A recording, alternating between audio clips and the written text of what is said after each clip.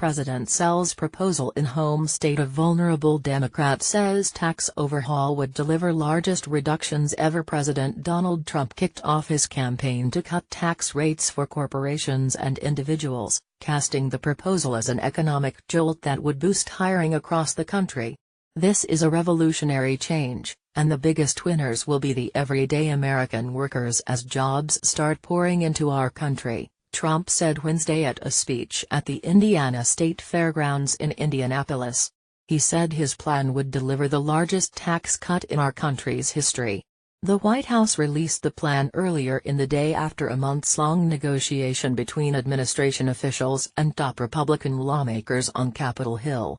Trump is now counting on channeling the populist wave that propelled him to the presidency to provide momentum for the tax overhaul. The proposal would reduce the corporate tax rate to 20%, down from the current maximum 35%, and lower the tax burden for pass-through entities, including partnerships and limited liability companies.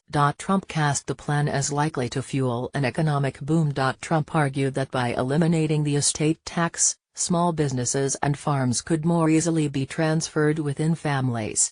And Trump said proposed changes to the income tax system would leave middle-class Americans with more money in their pockets. Indiana example. The president said that Indiana's resurgence in manufacturing was evidence of how tax cuts could benefit middle-class families. Trump said that tax cuts and deregulation under Mike Pence, the state's former governor who is now vice president, provided Indiana a powerful competitive edge.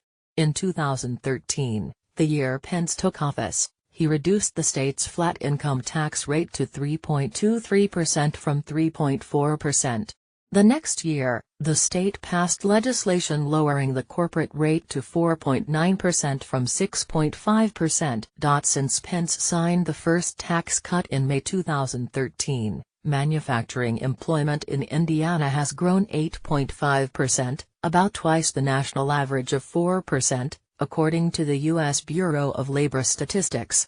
But overall employment in Indiana has grown slightly more slowly than in other states, rising by 7%, lower than the 7.8% national average in the same period. A tax overhaul was a centerpiece promise in Trump's presidential campaign.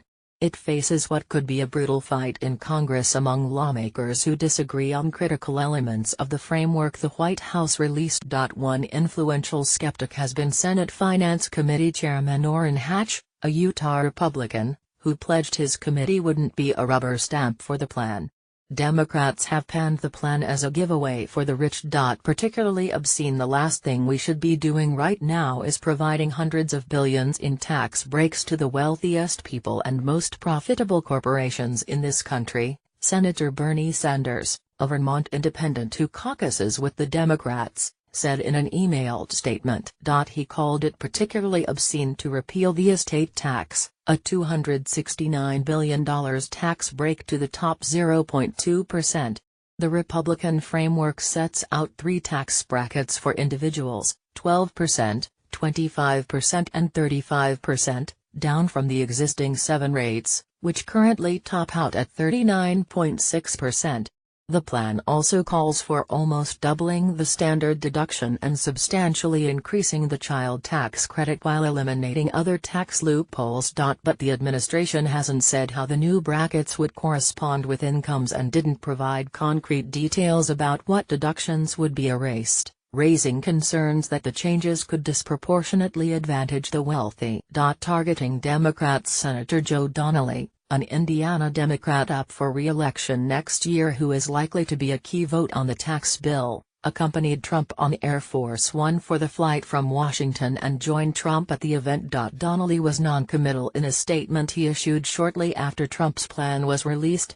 I am hopeful that any tax reform proposal includes measures that support American workers as well as the middle class and encourage domestic investments, Donnelly said. Trump warned Donnelly in front of the audience that he would make the Democrat a target in 2018 if the senator doesn't back his tax plan.